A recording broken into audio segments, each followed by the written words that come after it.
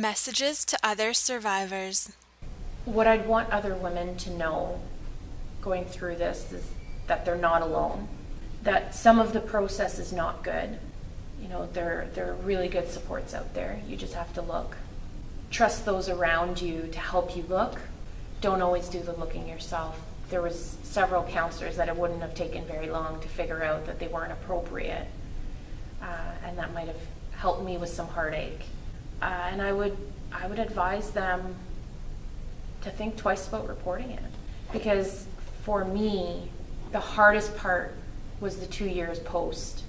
I feel like with the right counseling, I could have started dealing with it right at the time that it happened, or a week, a month, 3 months, whatever it would have been for me to be ready to start talking about it. Instead, I was forced into it. I was forced into seeing him regularly.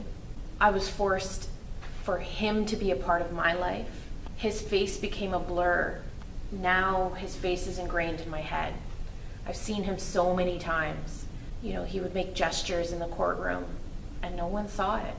But I needed to know where he was, so I was watching him and he made them. I think if he would have been found guilty, perhaps my opinion would be different.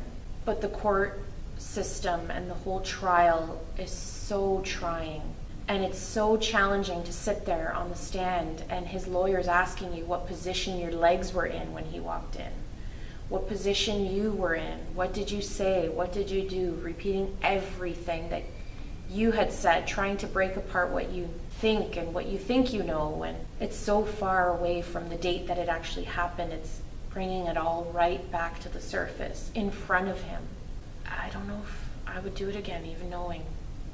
Maybe the end result would have been different. Maybe I would feel better about it in the long run, but I don't know if I'd want to go through that.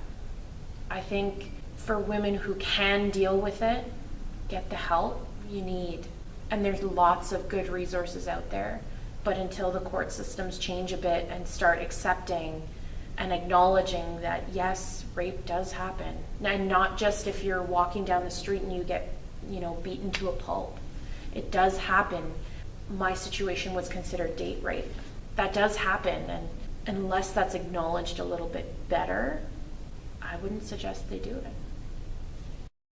Messages for bystanders and men. To anyone that's around victims of sexual assault, I would highly suggest you just listen. I had really good support the night of the situation. And obviously, the weeks going forward with finding the gentleman and calling the police and all of that. But onward from there, most of my friends just didn't know what to do. And instead of helping me deal with it, they just ran from it. They couldn't understand why randomly at night I would cry. Or I wasn't okay with people just coming and going.